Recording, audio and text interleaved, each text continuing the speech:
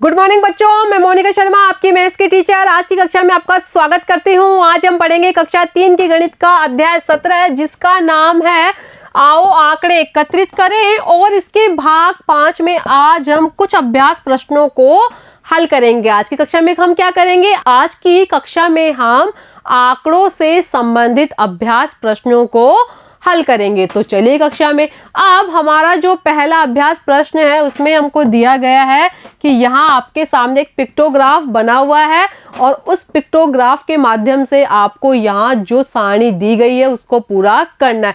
तो जब हमने यहाँ पहले प्रश्न में देखा कि यदि यहाँ एक लड़की का जो सिंबल बना हुआ है उसका मतलब है 5 छात्रा हो तो सारणी पूरा कीजिए, कि यदि आपके सामने यहाँ जो पिक्टोग्राफ बना हुआ है उसका अर्थ है आपको एक पिक्टोग्राफ को यहाँ 5 छात्राएं मानकर चलना है।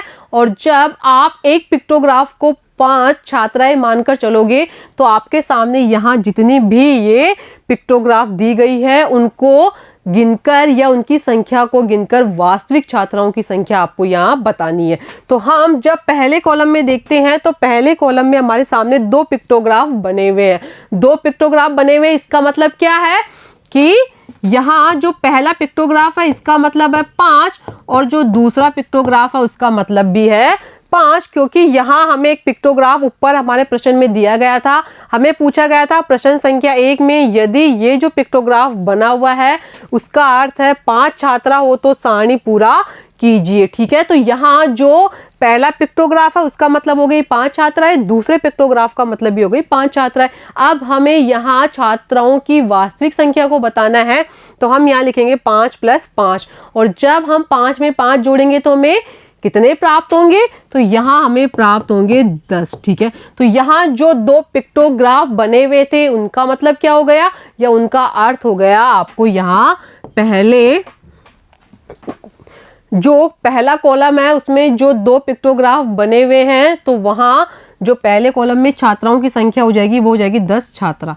ठीक है, अब यहाँ जो दूसरा कॉलम है उसमें हमारे सामने 3 पिक्टोग्राफ बने हुए हैं। ठीक है, और हमें पता है कि यहाँ जो ये एक पिक्टोग्राफ है उसका मतलब 5 छात्राएं हैं और आपको इन तीनों छात्राओं की या इन तीनों पिक्टोग्राफों की कुल संख्या बतानी है। तो इसके लिए हम करेंगे 5 + 5 + 5, क्योंकि हमें पता है कि ये जो पिक्टोग्राफ है एक पिक्टोग्राफ है उसका मतलब है 5 छात्राएं। और जब हम यहाँ तीनों पिक्टोग्राफों की कुल संख्याओं को ज्ञात करेंगे तो हमें पता चल जाएगा कि इनकी कुल संख्या कितनी है। तो जब हम 5 में 5 जोड़ेंगे तो हमें 10 प्राप्त होंगे और 10 में जब हम 5 जोड़ेंगे तो हमें 15 प्राप्त होंगे।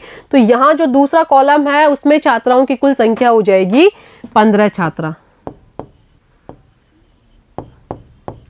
ठीक है, अब जो अगला कॉलम है हमारे सामने उसमें हमारे सामने 4 पिक्टोग्राफ बने हुए हैं और हमें पता है कि यहाँ एक पिक्टोग्राफ का अर्थ 5 छात्रा है।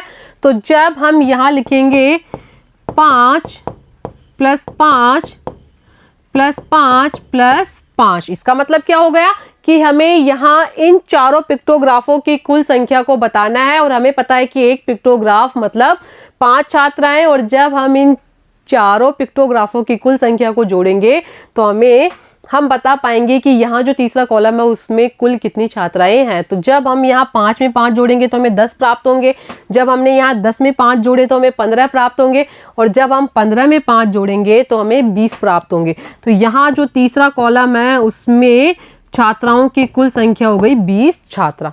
ठीक है, अब प्रश्न संख्या 2 में हम देखते हैं कि विद्यालय की छात्र उपस्थिति को पिक्टोग्राफ चित्रालेख से दिखाया गया है। ठीक है, कि यहाँ हमारे सामने एक तालिका बनी हुई है और उस तालिका में हमें यहाँ कक्षा 1 से लेकर कक्षा 5 तक के जो विद्यार्थी या जितने विद्यार्थी कक्षा में उपस्थित हैं उनकी संख्या को हमें यहाँ पिक्टोग्राफ के माध्यम से बताया गया है और हमें यहाँ विद्यार्थियों की वास्तविक संख्या को बताना है। ठीक है, तो जब हमने यहाँ प्रश्न संख्या 2 देखा तो उसमें हमारे सामने था विद्यालय की छात्र उपस्थिति को पिक्टोग्राफ चित्रालेख से दिखाया गया है और आपको यहाँ विद्यार्थियों की या छात्रों की वास्तविक संख्या को बताना है। तो हमने जब इस सारणी का निर्माण किया या ये जो सारणी हमारे सामने बनी हुई है तो उसमें 3 कॉलम बने हुए हैं। पहले कॉलम में हमारे यहाँ कक्षा लिखी हुई है, दूसरे कॉलम में जितने छात्र उपस्थित हैं उनके पिक्टोग्राफ बने हुए हैं और तीसरे दूसरा जो कॉलम है उसमें हमें छात्रों की या विद्यार्थियों की वास्तविक संख्या को लिखना है। अब हमें यहाँ संकेत के रूप में जो पिक्टोग्राफ बना हुआ है वो दिया गया है और उसका मतलब है यहाँ एक पिक्टोग्राफ बराबर 5 छात्र, मतलब एक पिक्टोग्राफ को हमें यहाँ 5 छात्र मानना है। तो जब हम देखते हैं कक्षा 1 में कितने छात्र उपस्थित है, तो यहाँ हमारे सामने जो पिक्टोग्राफ बने हुए हैं उनकी संख्या है 1 2 3 4 और 5। ठीक है, तो यहाँ जो पिक्टोग्राफ बने हुए हैं उनकी संख्या है 5 और हमें पता है कि हमें एक पिक्टोग्राफ को 5 छात्र मानकर चलना है। इसका मतलब क्या हो गया कि यहाँ 5 पिक्टोग्राफ बने हुए हैं तो हमें यहाँ 5 को 5 बार लिखकर जोड़ना होगा और जब हम 5 को 5 बार लिखकर जोड़ेंगे तो हमें प्राप्त होंगे 25। ठीक है, क्योंकि जब हम 5 में 5 जोड़ेंगे तो हमें 10 प्राप्त होंगे, 10 में जब हम 5 जोड़ेंगे तो हमें 15 प्राप्त होंगे, 15 में जब हम 5 जोड़ेंगे तो हमें 20 प्राप्त होंगे और 20 में जब हम 5 जोड़ेंगे तो हमें 25 प्राप्त होंगे। इस प्रकार कक्षा 1 में उपस्थित छात्रों की जो कुल संख्या है वो है 25, तो 25 को लिख देंगे हम यहाँ पे। ठीक है, अब जब हम देखते हैं कक्षा 2 में उपस्थित छात्रों की संख्या कितनी है, तो यहाँ जो पिक्टोग्राफ बने हुए हैं उनको हमें गिनना है। तो हम गिनेंगे यहाँ पिक्टोग्राफों की संख्या को, वो है 1 2 और 3। ठीक है, अब हमें यहाँ छात्रों की वास्तविक संख्या को बताना है और हमें पता है कि यहाँ एक पिक्टोग्राफ मतलब हमें 5 छात्र मानना है। तो जब हमने यहाँ एक पिक्टोग्राफ मतलब 5 छात्र माने हैं तो यहाँ छात्रों की वास्तविक संख्या हो जाएगी, हमें यहाँ 5 को 3 बार लिखकर जोड़ना होगा और जब हम 5 को 3 बार लिखकर जोड़ेंगे तो हमें प्राप्त होंगे 15।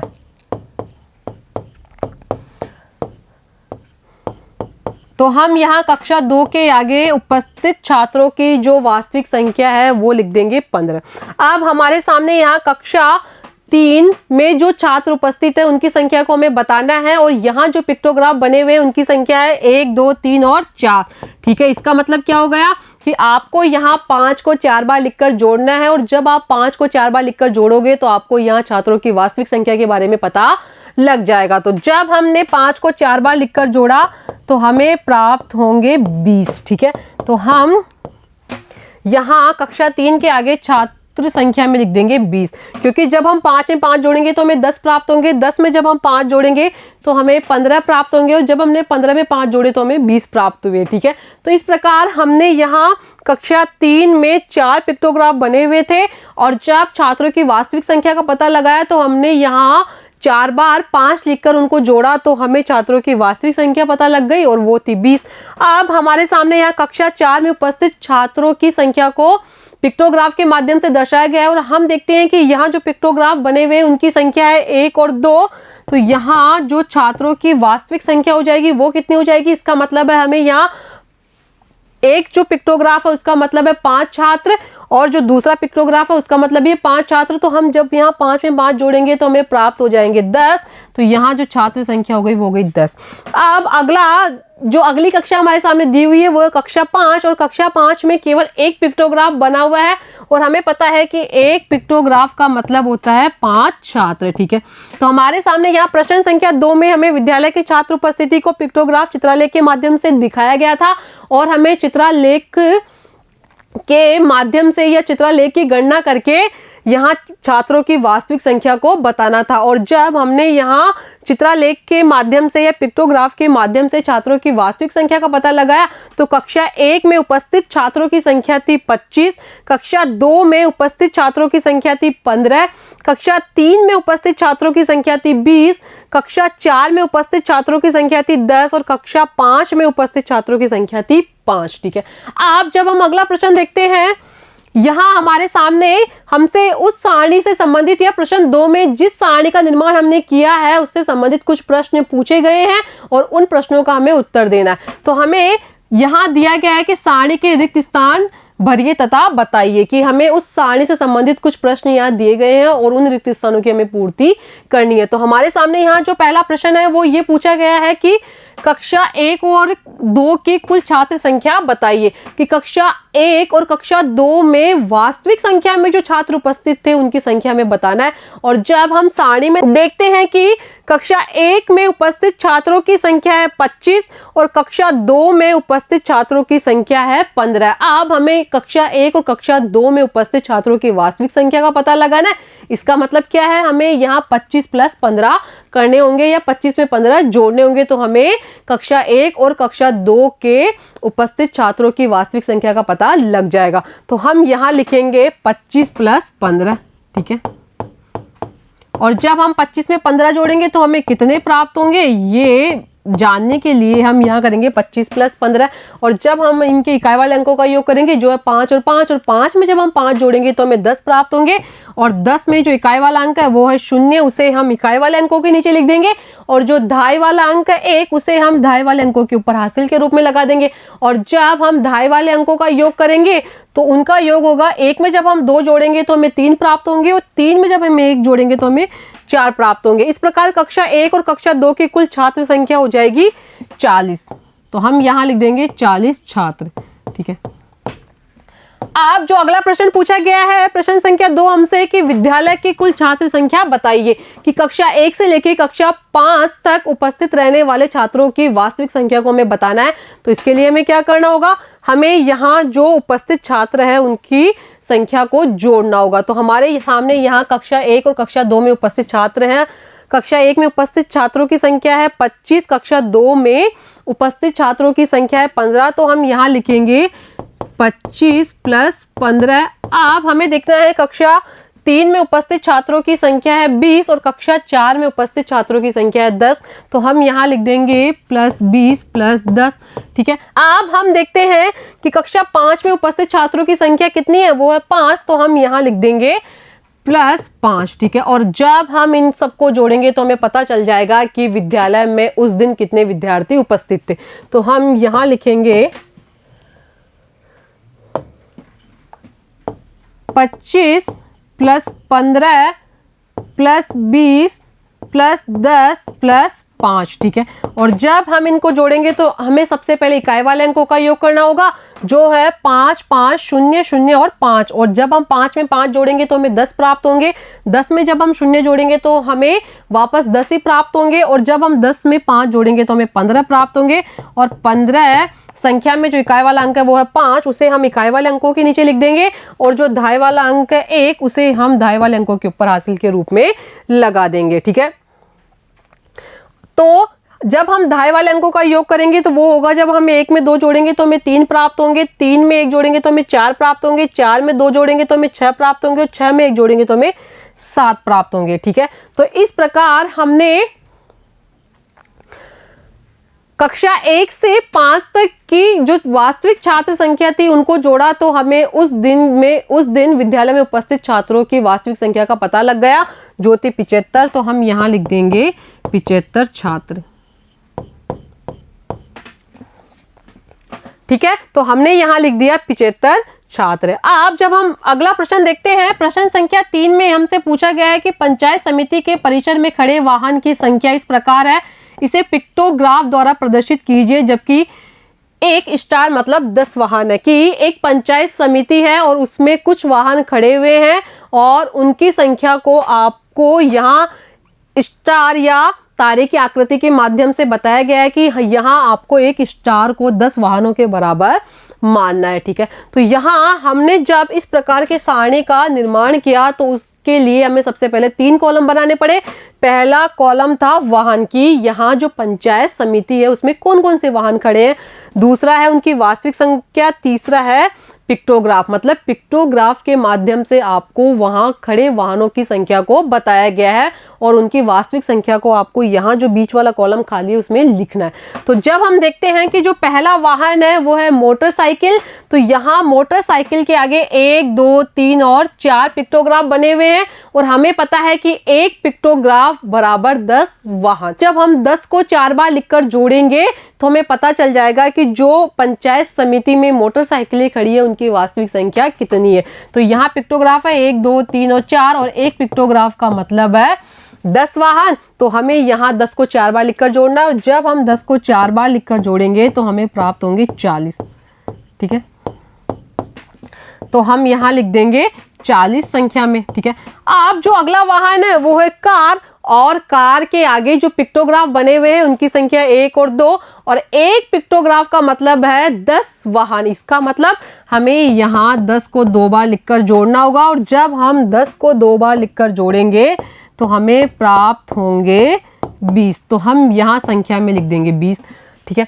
अब जो अगला वाहन पंचायत समिति में खड़ा हुआ है वो है स्कूटर, और स्कूटर के आगे जो पिक्टोग्राफ बने हुए हैं उनकी संख्या 1, 2 और 3। इसका मतलब क्या है कि यहाँ हमें 10 को 3 बार लिखकर जोड़ना है, और जब हम 10 को 3 बार लिखकर जोड़ेंगे तो हमें यहाँ स्कूटर जो स्कूटर है उनकी वास्तविक संख्या का पता लग जाएगा। तो जब हमने यहाँ 10 को 3 बार लिखकर जोड़ा तो हमें प्राप्त होंगे 30।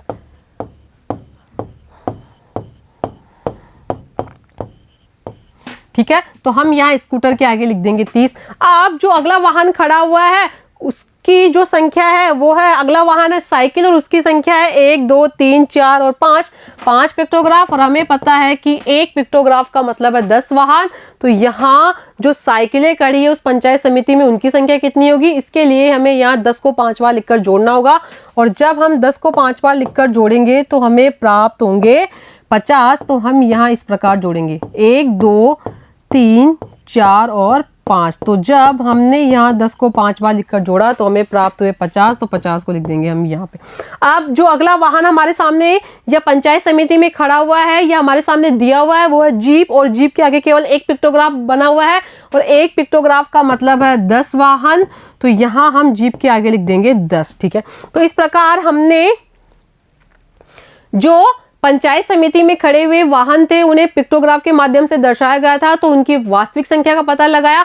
तो हमने देखा कि जो मोटरसाइकिल है उनकी संख्या है 40, कार की संख्या है 20, स्कूटर की संख्या है 30, साइकिल की संख्या है 50 और जीप की संख्या है 10। ठीक है, अब हमें यहाँ इस तालिका से संबंधित कुछ प्रश्न दिए गए हैं और उन प्रश्नों के उत्तर हमें देना है। तो जो पहला प्रश्न है वो हमसे पूछा गया है कि कुल 2 पहिया वाहन, कि यहाँ जो पंचायत समिति में खड़े वाहन है उनमें 2 पहिया वाहन कौन कौन से हैं या उनकी कुल संख्या कितनी है। सबसे पहले जब हम इस सारणी में देखेंगे तो हम पाएंगे कि जो पहला 2 पहिया वाहन है वो है मोटरसाइकिल, फिर उसके बाद में है स्कूटर, पहला है मोटरसाइकिल, फिर स्कूटर और फिर साइकिल। ठीक है, तो यहाँ इनकी संख्या है 40, 30 और 50। तो हम यहाँ लिख देंगे 40 + 30 + 50, और जब हम इन तीनों को जोड़ेंगे 40 + 30 + 50 को जोड़ेंगे तो हमें पता चल जाएगा कि उस पंचायत समिति में कुल 2 पहिया वाहन कितने खड़े हैं। तो जब हमने इनको जोड़ा तो इनके इकाई वाले अंकों का सबसे पहले योग किया, वो थे 0। तो 0 में हम जब 0 जोड़ेंगे तो हमें 0 ही प्राप्त होगा। अब जो अगला दहाई वाले अंक है उनका योग करना है, तो दहाई वाले अंक 4, 3 और 5। तो जब हम 4 में 3 जोड़ेंगे तो हमें 7 प्राप्त होंगे, और 7 में जब हम 5 जोड़ेंगे तो हमें 12 प्राप्त होंगे।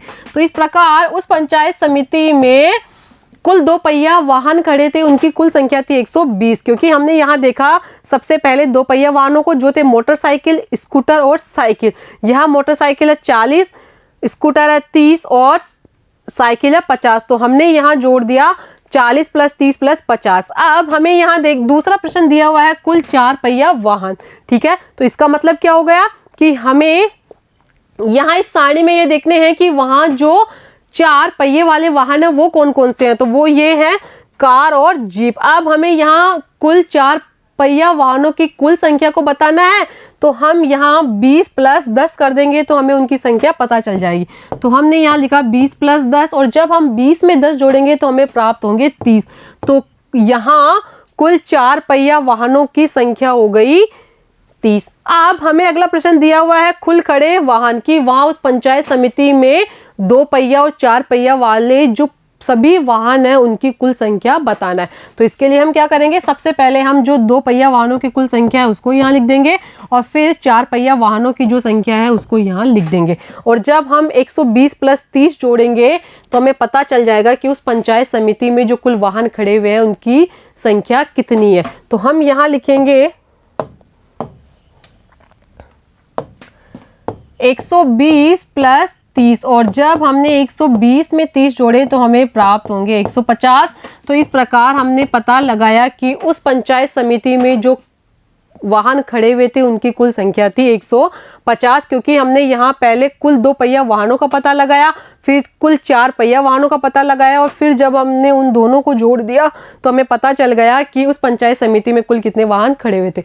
अब जब हम अगला प्रश्न देखते हैं, प्रश्न संख्या 4 में हमसे पूछा गया है कि शिक्षक बच्चों से निम्न वस्तुओं के चित्र देखकर नीचे दी गई सारणी को पूरा करवाए। कि यहाँ आपके सामने कुछ चित्र दिए हुए हैं और उन चित्रों को देखकर आपको आगे जो सारणी दी गई है उसकी पूर्ति करनी है या उस सारणी को पूरा करना है। तो हम देखते हैं कि हमारे सामने यहाँ जो सारणी दी गई है उसमें सबसे पहले 3 कॉलम बनाए गए हैं, और पहला कॉलम है वस्तुओं के नाम के, फिर गणना चिन्ह का और फिर संख्या का।